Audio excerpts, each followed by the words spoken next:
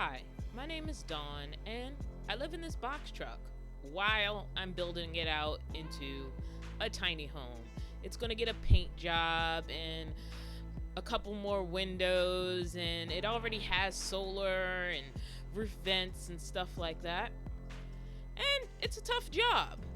And I kind of want to alleviate some of the hard work that I've gotten myself into by making my power solution easy. And my power solution has been the Jackery, a solar power station that just makes life so much easier.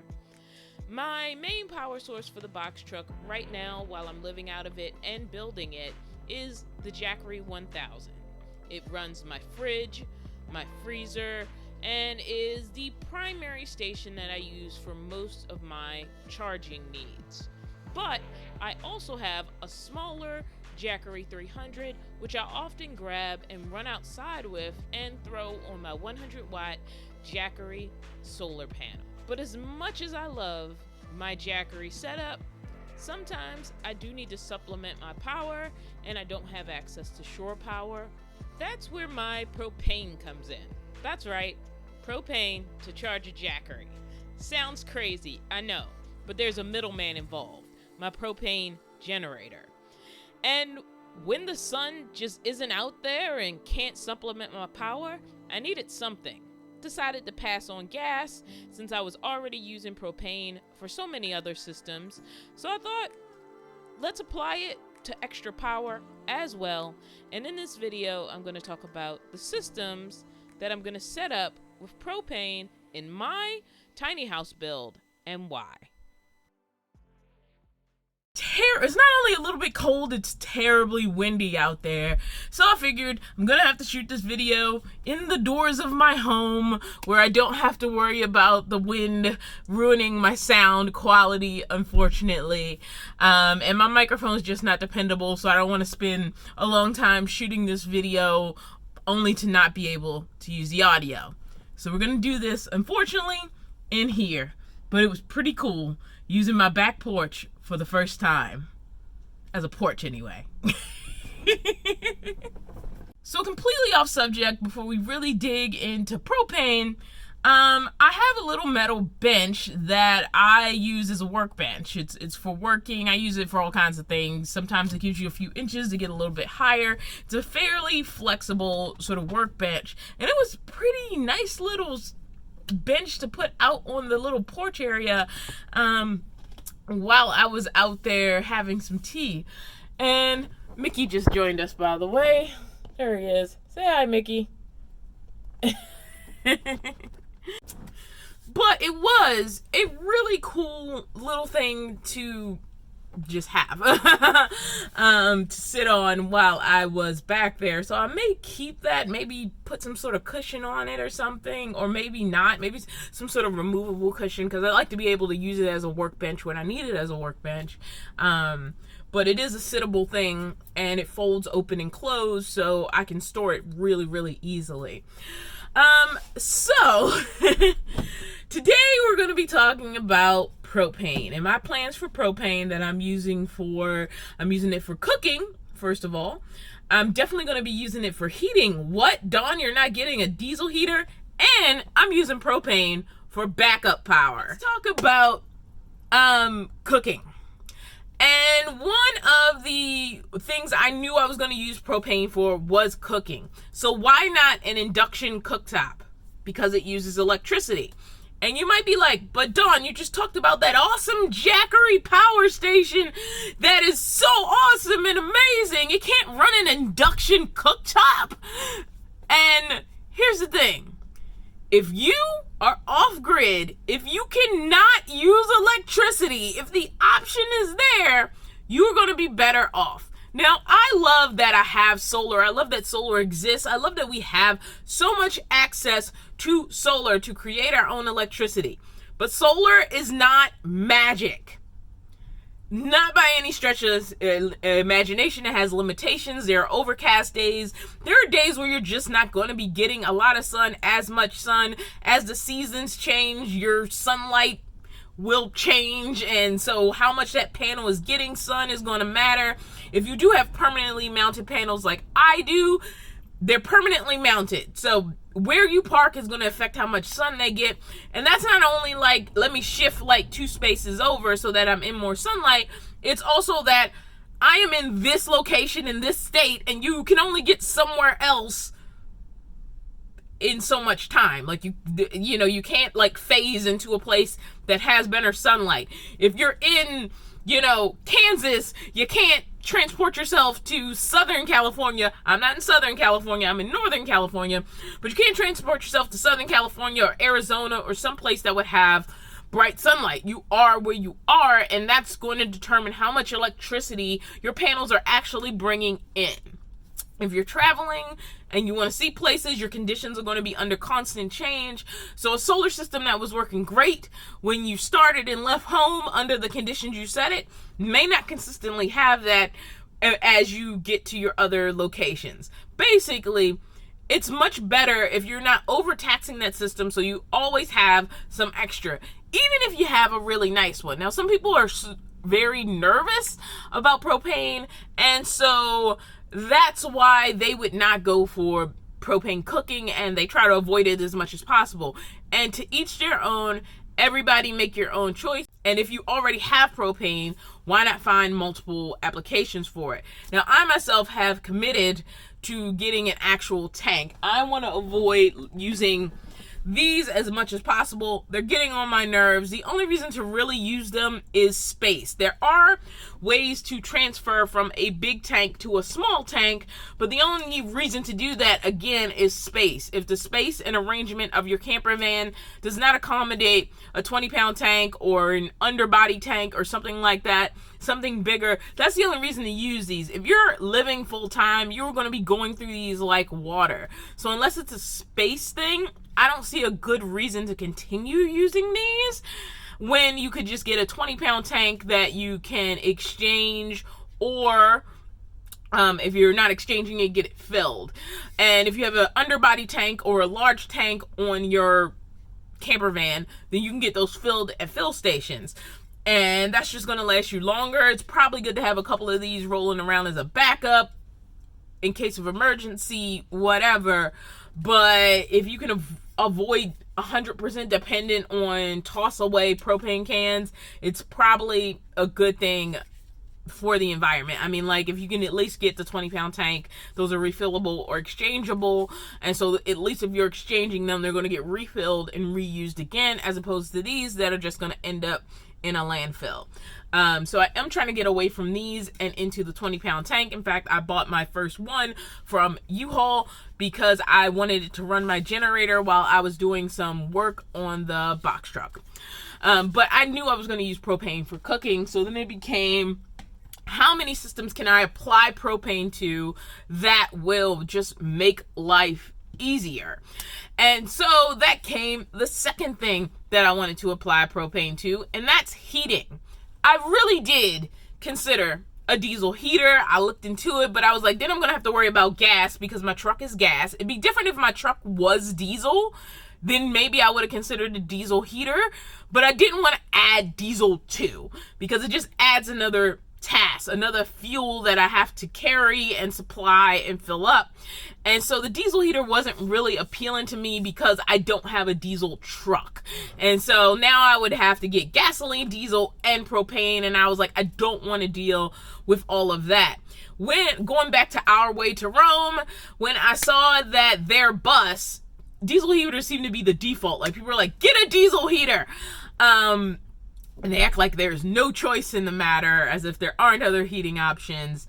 And a lot of times when you think of propane heaters and camper vans, a lot of people get the buddy heater, which I had. I had no intent of using the buddy heater as my primary heater for the box truck. I already knew that wasn't going to be the case. I wasn't really a big fan of it in the van. I've had 2 versions of the buddy heater. It worked fine. It worked the way it was supposed to work, but it was kind of an open flame. I never really had a good place to put it where it felt safe.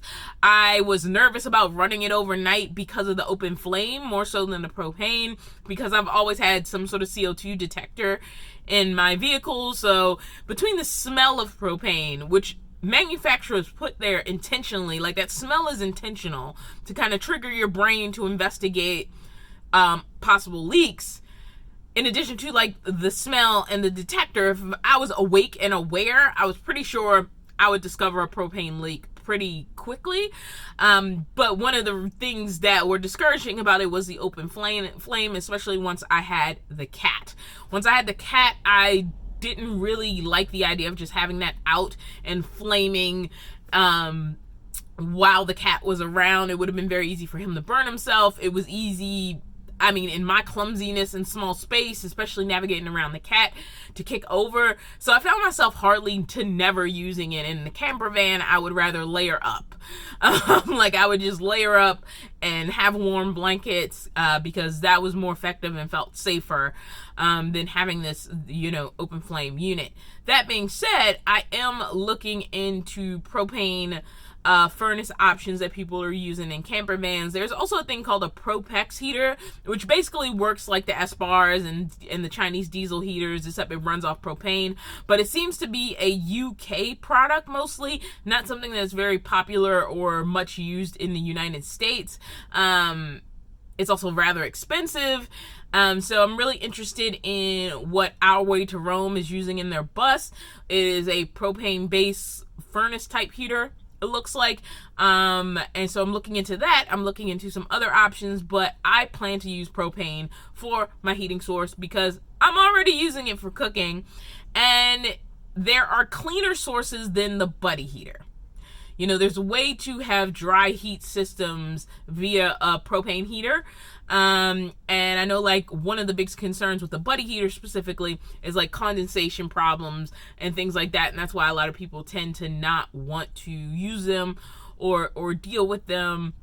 I gave mine to the woman who bought my van also because I knew she was going to be living in it full time. Originally, I intended to hold on to the buddy heater until I got a new heating system set up in here. But we were going into summer. I knew that the current owner would be living in the van full time. And so if I could give her a heater to start out with, I felt that was the better situation for something I was going to probably give away anyway. So right now I'm looking into heating systems, but the long-term plan is that I will be using a propane-based heater in the box truck. I have a couple of strong contenders, but I don't want to commit to anything in this video. But if any of you guys have thoughts about propane heaters and propane heating systems that you've seen in builds, using in builds, etc., please feel free to drop those in the comments for me so I can continue to investigate. So yeah, I'm going to use it for heating. I don't know what I'm going to use it for heating on. Let's move forward to the final one. The one I talked about at the beginning of this video was I am going to be using propane to charge my Jackery. And you're like, what? That sounds ridiculous, Dawn. But I knew going into buying this box truck that I was interested in propane generators. Yes, there's a middleman. I'm not plugging propane directly into the Jackery. I have a propane generator. I have the Baja propane generator. This generator, as far as I can tell, was originally produced by Ryobi. For some reason, they stopped producing it and it was rebranded the Baja. I think I'm pronouncing that correctly. Don't know why, didn't find any reason why. But I was like, this is cool. You can run this off of a 1 pound bottle. And I did that like about 3 times. A lot of times it's when I'm doing build projects on the van. I'll spark up the generator and I will use it to charge the batteries for my tools. And so the 1 pound bottles, I found I could eat up those in a couple of days or one long day. And so when I can use the generator, one of the things that I can do is charge the batteries for my tools. The other thing I can do is I can plug my Jackeries into it, and I'm getting effectively the same charge I would get from a wall plug. Now again, I could just get a gas generator, and unlike heating, where if I got a diesel heater I would be adding a fuel, a gas generator uses the same fuel as the truck, gas. So why did I decide to go with propane instead? So basically, I don't use the generator every day. And if you put gasoline in a gas can, you need to use it, or you need to treat it, or you need to be aware of how long it's been sitting around. You need to remember to dump it in your gas tank if you think you're not going to use the generator for a while. Basically, there's just more babysitting you have to do with gasoline in a gas can than you do with propane in the propane can. Gasoline's easier to get. Gas is everywhere. Gas is more powerful than propane. Diesel, I believe, is too when it comes to running a generator. It has a lot of positives if you want a generator to go with a gasoline-based one. Also, there are just more gasoline-based generators than there are propane-based ones. In fact, some of the ones I looked at weren't solely propane. There were only 2 that were solely propane. The Baja that I got and the Alp generator, which Hobotech has reviewed and promoted on his channel. So those are the only 2 propane hardcore generators that I found. The other really nice ones seem to be the Champion generators, which are dual fuel. It's not the only dual fuel generator, but if somebody's going to allow the propane option and have it built in, dual fuel is more common than propane dedicated. And I was kind of interested in the dual fuel one because I was like, okay, if for some reason, I really need my generator to run and it can run on gasoline too, that would be a bonus. It's good that it can do more than one thing. That flexibility is awesome in van life when things have multiple uses. But it really honestly came down to price and what I actually need the generator to do. I don't need my generator to run huge appliances or an AC unit. That's one of the main reasons RVers will get a generator for when they're not hooked up to grid power. They will use a generator for an air conditioning unit. And you will see all kinds of people talking about the AC that they're running on solar. But it's fairly uncommon. Again, it's highly expensive to get enough power to run an AC unit off of solar. So, that being said, I knew my goals with my generator were based on experiences that I had while living in my camper vans when I was limited on solar and I could have solved the problem by plugging in, but there was nowhere to plug into. I wasn't at a campground with power, and the thing that would have solved my problem was a generator. And so I really started to look into propane generators because all the disadvantages aside, I'll also say with the propane generator, with the gasoline generator, you put the gas in the generator. And so the only space you're taking up is the space of that generator. That's not true with my Baja generator. I have to have the propane bottle plus the generator, which takes up more space. It's a little bit more clunky to set up, and you're not just pouring the propane directly into the generator to be able to use it. But the generator itself is really, really tiny, easy to transport, and I only hook it up to propane when I need to run it.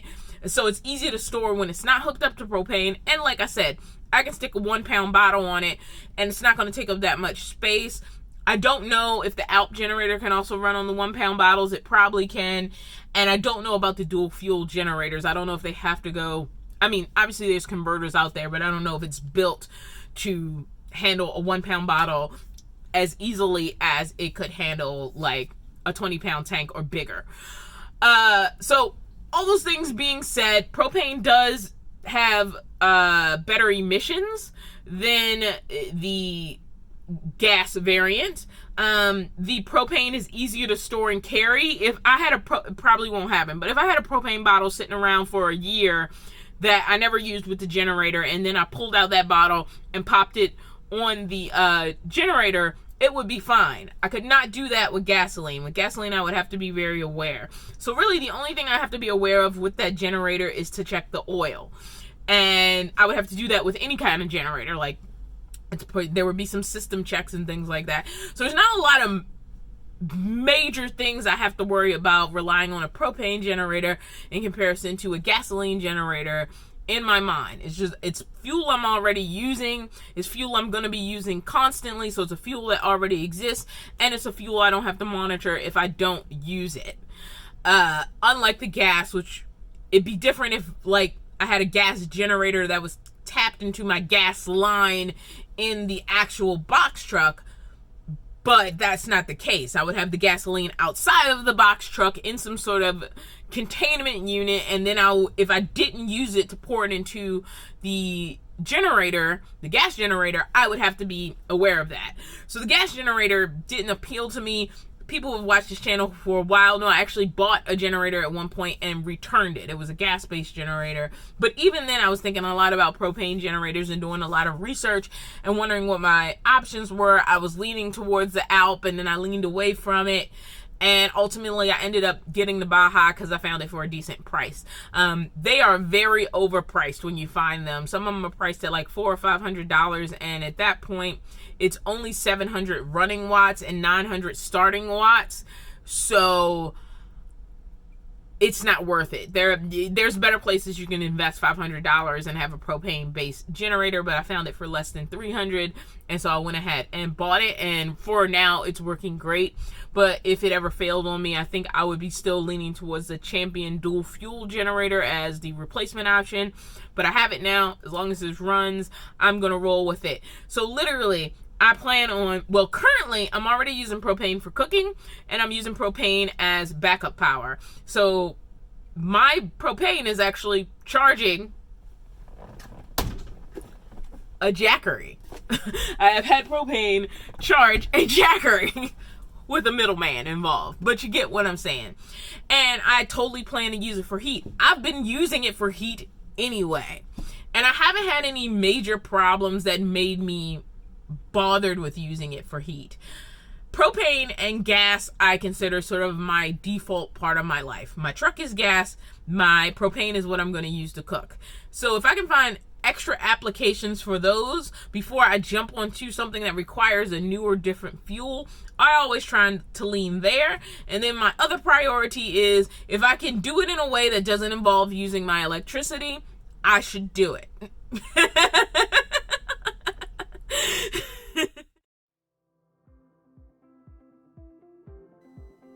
Thanks for joining me for another video. So what are your opinions on propane? Do you live in a van? Do you use electric cooking, propane cooking? Do you always cook over an open fire? Do you not live in a van? Have you not really thought that much about it?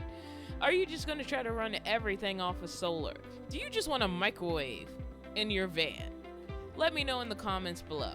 Also, let me know how you felt about this video. Thumbs up, thumbs down, comments, all that stuff. Just interact away down there. And if you're interested in seeing how this box truck is going to turn out, you can follow the journey by subscribing. And if you hit that bell, sometimes YouTube actually does what it's supposed to do and it notifies you, but apparently sometimes it doesn't even if you hit the bell.